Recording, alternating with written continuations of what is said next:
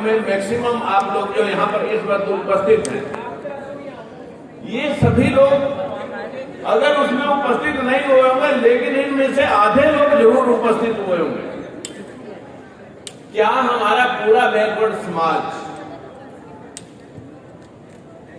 जो विभिन्न भागों में, विभिन्न जातियों में, विभिन्न संगठनों में बंटा हुआ है, जैसा कि आरक्षण के नाम पर हुआ है, मैं एक मिनट के लिए आप सभी का ध्यान, वैसे अब यहाँ ऑडियंस ही नहीं रही, मैं भाई प्रदीप जी से गिला जरूर रखूंगा कि मैं यहाँ भाषण देने के लिए नहीं आया, मैं यहाँ समाज की उपस्थिति इस देश में है कहाँ वो दिखाने के लिए आपके बीच में आया था।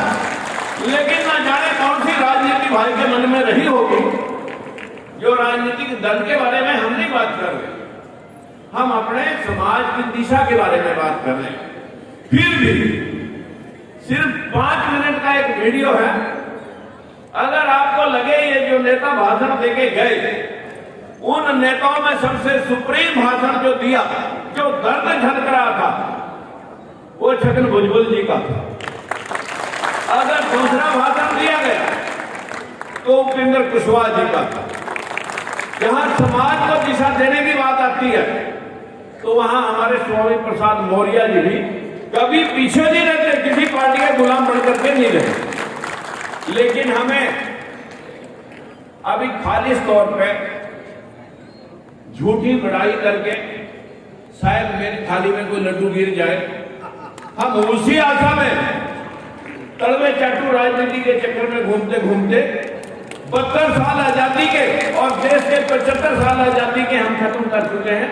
समाज कहां खड़ा है, समाज की दिशा क्या है, वो आप इस वीडियो के 6 मिनट का 5 मिनट का वीडियो जाए, इसको ध्यानपूर्वक सुने और फिर लोगों को बताएं। मुझे यहाँ भाषण नहीं देना, मैं तो सिर्फ आपके दर्शन करने के लिए आया हूं और वास्तविकता बताने के लिए आया हूं। जिस व्यक्ति ने, ये इंडियन एक्सप्रेस अखबार ने जब 10% आरक्षण जनरल कैटेगरी ESW का, इकोनॉमिकल वीकर सेक्शन का, EWS का जो दिया गया था, उस दिन ये RTI लगी थी और इस RTI को 8 दिन के अंदर अंदर लोगों के सामने जिस एंकर ने बोला था उसको उसी दिन चैनल से निकलवा दिया था। आज तक न्यूज चैनल पर ये 6 मिनट की 5 मिनट की वीडियो है, जरा घड़ी देख करके आप इसको सुन लें और लोगों को बता देना, ये जो लोग भाषण देते हैं, इन भाषणों का दर्द अगर इनके जहन में है तो अपना स्वार्थ छोड़ करके समाज के लिए लड़ना सीख लें। समाज इकट्ठा हो जाएगा। जब स्वार्थ में हम राजनीतिक लोग रहेंगे तो समाज इकट्ठा कैसे होगा। बस इतनी बात कहने के लिए मैं अपील करूंगा कि ये वीडियो एक बार चलाएं।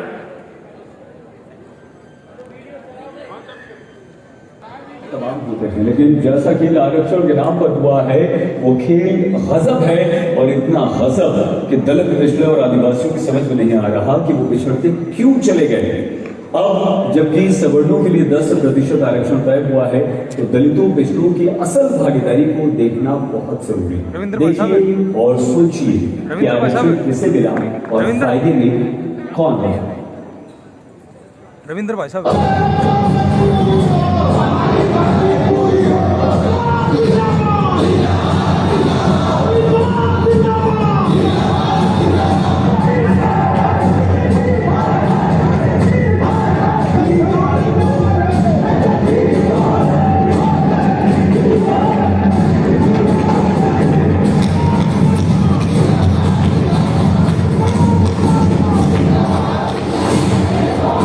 हंगामा मचा हुआ है आरक्षण पर।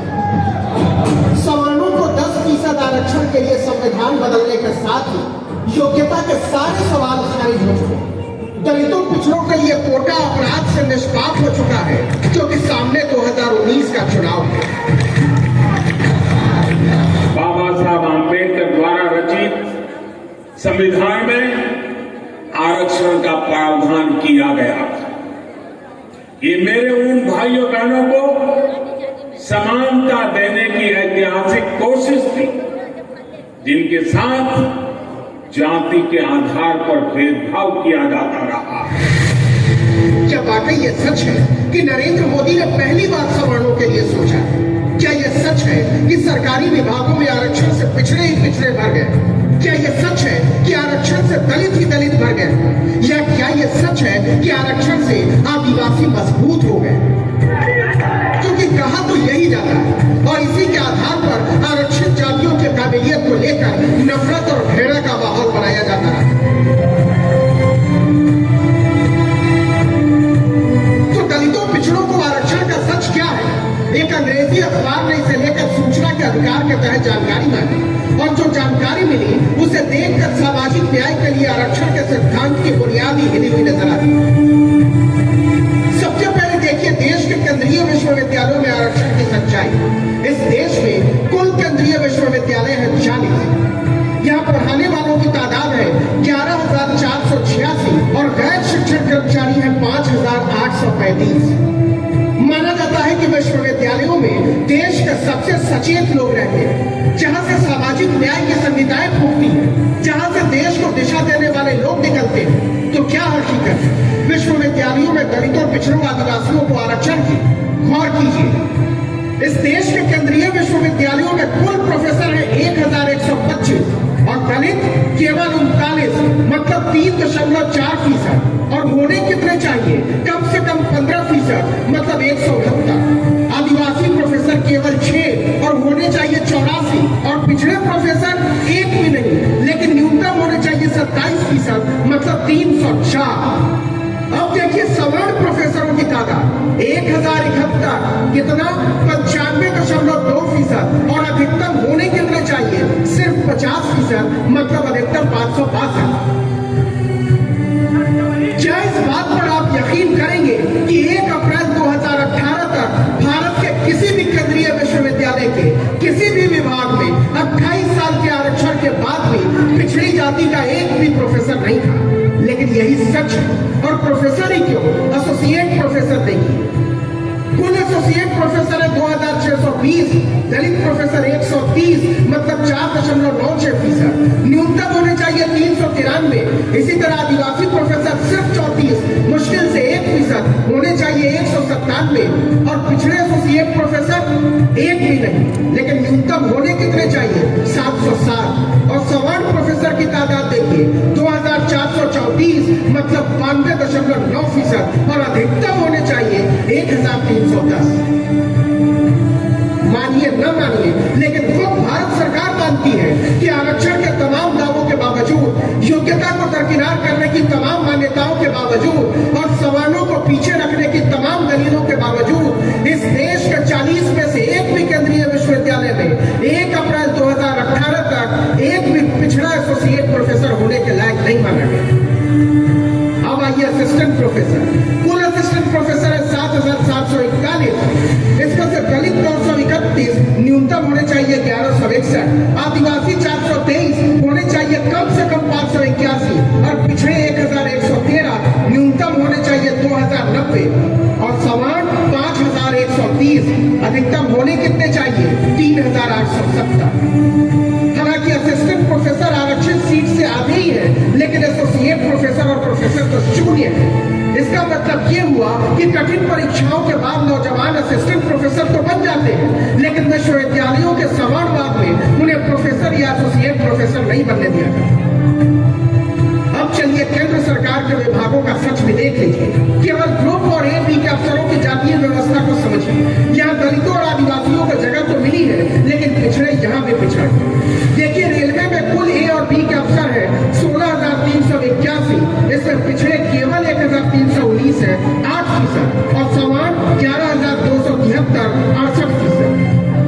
इसी प्रकार केंद्र सरकार के 71 विभागों में ग्रुप ए और बी के अधिकारी है 3,43,777, इसमें पिछड़े केवल 51,384, मतलब 14%, और सवर्ण 2,16,408 63%। इसी तरीके से मानव संसाधन विकास मंत्रालय, जिसकी जिम्मेदारी है सामाजिक न्याय को बनाए रखना, वहाँ कुल कर्मचारी 665, पिछड़े केवल 56, मतलब 8%, और सवर्ण 440 66%। कैबिनेट सचिवालय में कुल कर्मचारी 162, पिछड़े 15, मतलब 9%, और सवर्ण 130, मतलब 80%। राष्ट्रपति राष्ट्रपति सचिवालय में कर्मचारी 130, पिछड़े केवल 10 मतलब 7% और सवर्ण 97 मतलब 74.62%। मतलब जितनी बड़ी अफसरी उतना ज्यादा सवर्णवाद। विश्वविद्यालय हो या रेलवे, सचिवालय हो या नीति आयोग, सवर्णों के अधिकतम 50% होने का सारा हिसाब उल्टा हो जाता है और पिछड़ों के न्यूनतम 27% होने का हिसाब मजाक बन जाता है। आंकड़े तो ये बताते हैं कि सरकारी विभागों में मलाई, दलित, आदिवासी या पिछड़े नहीं, सवर्ण काट रहे हैं, वो भी जमकर। आज तक राजनीति में खेल तो तमाम होते हैं। ये जानकारी, ये नौटंकी चलने से पहले हम सब जो लोग ऊपर और नीचे बैठे थे, जो कड़ा खा के जाने वाले लोग थे, कम से कम ये उनके पल्ले भी पड़ जाते।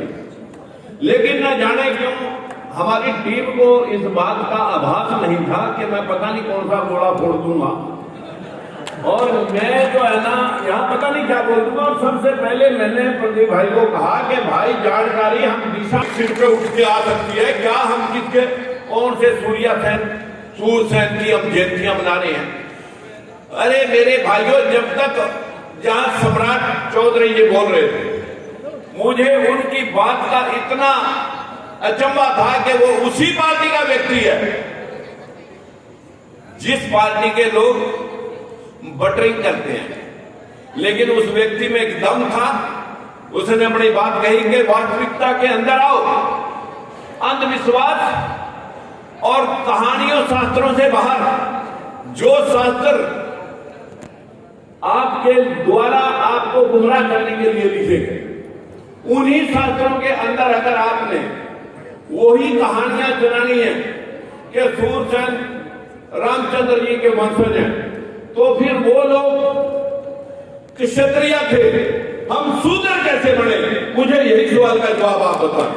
अगर आपको यही मालूम नहीं है कि लोगों ने मल्टीप्लाई अपने आप को करने के लिए आपको गुमराह कैसे करना है, हर किसी के हाथ में एक एक पत्थर दे दिया, कस्बों के हाथ में एक कश्यप ऋषि का दे दिया, सैनियों के हाथ में सूरसेन का दे दिया, तीसरे के हाथ में विश्वकर्मा का दे दिया, चौथे के हाथ में।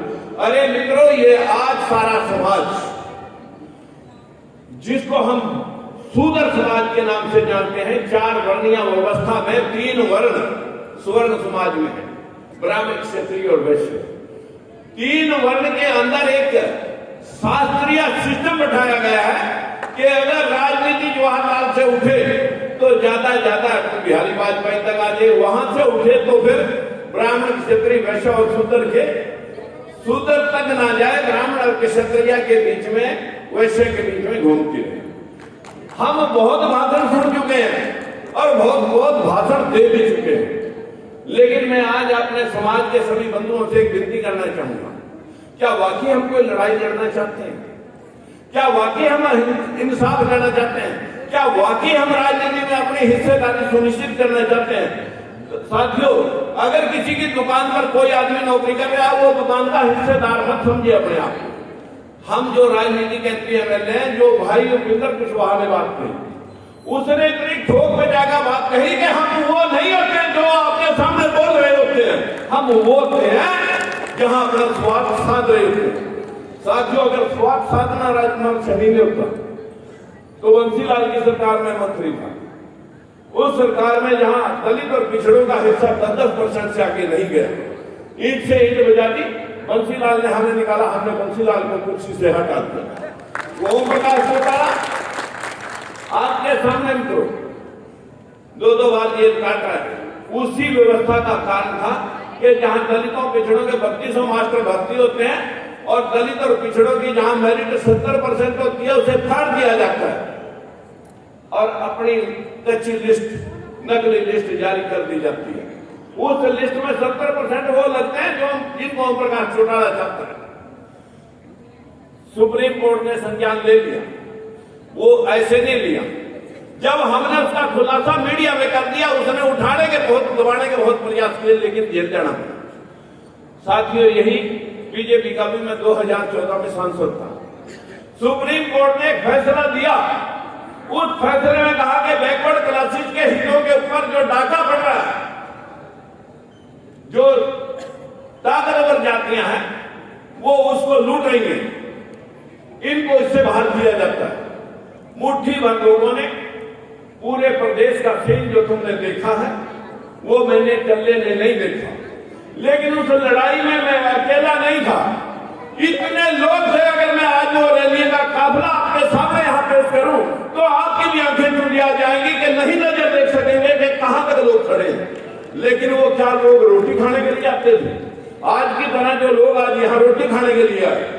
हमारा समाज इकट्ठा तो होता है लेकिन वोट करना भी नहीं सीखा। जब तक हम वोट करना नहीं सीखेंगे, मैंने दलित और पिछड़े की लोकसभा में परसेप्शन भी बढ़ा दी, मायावती से बसवाया समझौता कर दिया और हमारी पार्टी समझौते के साथ लड़ी। हमारे समाज के लोग पता क्या है, बोला ले भी अब तो कति नाश कर दिया, तुम्हारा में जगह मिल गया। इनको ये नहीं पता कि वोट का राज है, और अगर वोट का राज था तो 75% वोटें 23% शेड्यूल कास्ट और 52% बैकवर्ड की। लेकिन बैकवर्ड का आरक्षण, अरे तुम्हारे घर की छतें गिनती जाती हैं जनगणना में, तुम्हारे घर की भैंसें कितनी है गिनती जाती हैं, लेकिन हमें गधा समझा जाता है। हमें गधा समझ करके भी गिना नहीं जाता, गधा तो गिन लिया जाता लेकिन हमें नहीं गिना जाता। बीजेपी वही कह रही है, बीजेपी कह रही है कि हम जनगणना जातिगत नहीं करा सकते, क्योंकि उसी दिन सुप्रीम कोर्ट हाई कोर्ट में लोग रिटर्न डाल देंगे कि जब सुप्रीम कोर्ट और हाई कोर्ट में रिटर्न डालेगी कि संविधान के आर्टिकल 15 और 16 में साफ लिख रखा है कोई जाति धर्म लिंग भेद जन्म स्थान के आधार पर न बड़ा है न छोटा है, सबके हक बराबर है। 52% बैकवर्ड का हिस्सा 52 था, आर्टिकल 15-16 में साफ। देश के अंदर 23% शेड्यूल कास्ट की जनसंख्या है, उनको हिस्सा 23% मिला हुआ, और ऊपरले 25% जनसंख्या ऊपरले लोगों की या स्वर्णों की, उनको 25% का हिस्सा मिला हुआ। लेकिन आपने देखा इस वीडियो के माध्यम से 1 अप्रैल 2018 तक कोई भी 40 यूनिवर्सिटियों में एक भी बैकवर्ड का प्रोफेसर नहीं। अभी आपके सामने उपेंद्र कुशवाहा जी कह रहे थे एक आदमी को छोड़ करके आज तक पूरे देश के हाई कोर्ट और सुप्रीम कोर्ट में कोई भी आपका जज नहीं। देश के अंदर से सैकड़ों राजदूत बाहर जाते हैं, कोई राजदूत आपका नहीं। हमारे देश के अंदर सैकड़ों मिलिट्री की रेजिमेंटें हैं, किसी कुमार सैनिक गुजर यादव कुमार की कोई रेजिमेंट नहीं है। 97% ब्यूरोक्रेसी स्वर्ण कास्ट की है। लेकिन जब हम खुलासा करते हैं, लोग बोलते हैं कि ये जाति पाति का भेदभाव फैला रहा है। अरे जाति पाति का भेदभाव को उन लोगों ने फैलाया जिन लोगों ने तुम्हें लूट लिया, फिर भी तुम्हारी आंखें खुली। कैसे सुनाएं आपको? हम सुनना भी नहीं चाहते और कुछ करना भी नहीं चाहते। सिर्फ फंक्शन कोई आ गया शहरी समाज के नाम पर, अगर ओबीसी के नाम पर आ गया तो इकट्ठे ना हो गए। कुम्हारों का आ गया कुम्हार इकट्ठे हो जाएंगे, सैनियों का आ गया सैनिक इकट्ठे हो जाएंगे, कस्बों का आ गया कस्ब इकट्ठे हो जाएंगे। इतनी जातियों और गोतियों को तो मैं आपको डिवाइड कर दिया कि आप 7 जन्म की यहां बात कर रहे थे कि उच्च शिक्षा ज्यादा है, ज्यादा शिक्षा ले लो। आपके सामने मेरिट के सारे सवाल उसी दिन खारिज हो गए थे जिस दिन ये आज तक के न्यूज चैनल के ऊपर आपके सामने खबर बोली गई थी। आज तो कंपनियों से भी 314 बच्चे जो हमारे यूपीएससी का एग्जाम पास करके जो बच्चे आईएएस ऑफिसर बनने थे, आईपीएस बनने थे, उन लोगों का खाता नहीं खुला। प्राइवेटली कंपनियों से उठा करके आईएएस बना दिए, जो सेक्रेटरी बना दिए। अभी तो आप हिंदू बनो, जबकि दुनिया में हिंदू ये मुसलमानों के द्वारा है कि मुगलों के द्वारा गाली दी गई थी कि ये डफर कायर हैं, काफिर हैं, लुटेरे हैं। गर्व से भगवान हम लुटेरे हैं। लेकिन जिस बुद्ध ने विश्व के 195 कंट्रियों में से 85 कंट्रियों के अंदर जहां बुद्धि है, जहां विज्ञान है, वही विकास है। जहां अंधविश्वास है, वही सर्वनाश है। इस सर्वनाश से आप स्वीकार यो शिक्षा की दूंगे नहीं। कितनी शिक्षा आपको चाहिए? लो, और फिर ईंटें ढोने किसी के मकान के ऊपर। जिंदाबाद जिंदाबाद जिंदाबाद। मेरे भाइयों, ना ही तो मुझे इन नारों से कोई असर पड़ता है। लोग राजनीति में पकड़ने के लिए, दिन और रात कड़वे चाट देते हैं। मैं राजनीति छोड़ करके तुम्हारे हिंदुओं के साथ होता हुआ कुठाराघात, तुम्हारे साथ होता हुआ भेदभाव अगर हम नहीं देख सकते तो कम से कम उन लोगों को ईंट से ईंट बजा करके ये बता दिया था अगर तुम वोट डालने वाले होते तो मैं वो सबक नहीं सिखा देता। लेकिन जो 75 बार का नारा दे रही थी, 40 में आकर रुकी थी। ओम प्रकाश चौटाला गया था जेल में और बंसीलाल गया था ऊपर, और भजन लाल ने भी ऐसा ही हमारे समाजों के साथ किया। मैं यहाँ किसी पार्टी का विश्लेषण करने के लिए नहीं आ रहा। हमारे समाज के साथ विशेष तौर पर नॉट ओनली श्रेणी बैकवर्ड समाज के साथ जो भेदभाव हुआ, उसी भेदभाव को छगन भुजबल जी यहाँ पर बोल रहे थे, उसी भेदभाव को उपेंद्र कुशवाहा जी बोल रहे थे, उसी भेदभाव को यहाँ पर सम्राट चौधरी जी भी आपके सामने कह रहे थे। और हमारे एक बहुत सुप्रीम नेता जिनकी वाणी में भी वही आ गया, लेकिन कहां आपने हमारा साथ वोटों के रूप में नहीं दिया। वैसे हमारे बहुत फोटो उतार लेते हैं, मैं इन फोटो करेंगे क्या? बताइए ये क्या काम आएगी आपकी फोटो? क्या स्वामी प्रसाद मौर्य जी बैठे, मैं बड़े भाई के नाते स्वामी प्रसाद मौर्य जी से विनती करूंगा कि हमारा ही एक समाज है जो ऑल ओवर इंडिया बसता है, अलग अलग नामों से बसता है। कहीं उत्तर प्रदेश में मौर्य साक्य होंगे, महाराष्ट्र के अंदर, मध्य प्रदेश के अंदर, यूपी के अंदर भी साक्य मौर्य विश्वा होंगे, पंजाब हरियाणा में सैनिक समाज, राजस्थान में जाएंगे माली समाज, कर्नाटक में जाएंगे रेड्डी समाज, महाराष्ट्र में जाएंगे भड़ियार समाज। अलग अलग स्टेट में अलग अलग नाम से ये समाज ऑल ओवर इंडिया है। मेरी आपसे हाथ जोड़ के विनती है, बैकवर्ड समाज में अगर कोई सबसे बड़ा घटक था वो सिर्फ और सिर्फ इसी साक्या मौर्य कुशवाहा सैनिक रामनी समाज का था, जिनको अगवानी करनी चाहिए थी, जिनको जिम्मेवारी होनी चाहिए थी कि हमने इस वर्ग को, इनके साथ हो रहे भेदभाव को मिटाना है। हम साथियों किसी राजनीतिक प्लेटफॉर्म से द्वेष नहीं रखते, लेकिन द्वेष अगर हमारा कोई है वो हमारे खिलाफ हो रहे षड्यंत्र और शोषण का है।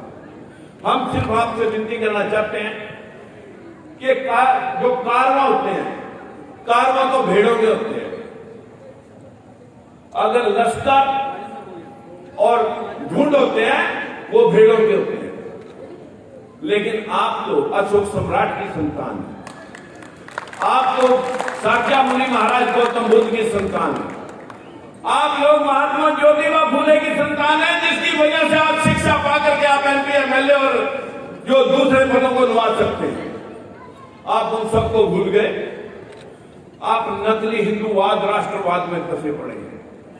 मेरी आप सभी से विनती है कि हम भारतीय हैं, ये राष्ट्र जो है जम्मू द्वीप, ये भारतीय नागरिक हैं।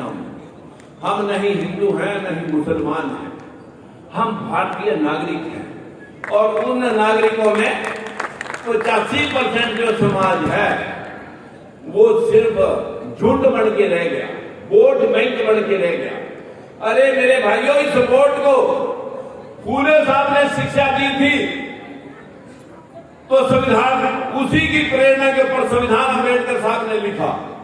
अम्बेडकर साहब ने जो ये भाई लोग आज थोड़ा बहुत आपकी मिन्नतें कर भी लेते हैं, ये मिन्नतें तब कर लेते हैं कि संविधान हमारे हिंदुस्तान के अंदर, जब भारत के अंदर लिखा गया तो हर एक का हक उसमें लिखा गया। आपको वोट दी थी अम्बेडकर साहब ने, कहा था कि अपनी वोट डालना सीख लो ना, अपनी वोट डाल करके अपना राजा बना लेना, अन्यथा गुलामों की जिंदगी जीनी पड़ेगी। आज ये वोट 500 रुपए में बिक रही है, एक शराब की थैली में बिक रही है। जब तक समाज इसी तरह से बिकता रहेगा, जब तक समाज दिशाहीन होकर के हवा में उड़ता रहेगा, मैं तो इस बैकवर्ड समाज को वोट नहीं कहता, मैं तो कहता हूं इसको हवा। हवा जिस चीज में भर जाती है, गुब्बारे में भर दो, बिना पैरों से आसमान में उड़ जाएगी। ये हवा है, हवा। ये लोग बोर्ड नहीं है, इनके अंदर हवा भर जाती है। देख करके आज ना किसी पार्टी के बड़े बड़े चकाचौंध, बड़ी बड़ी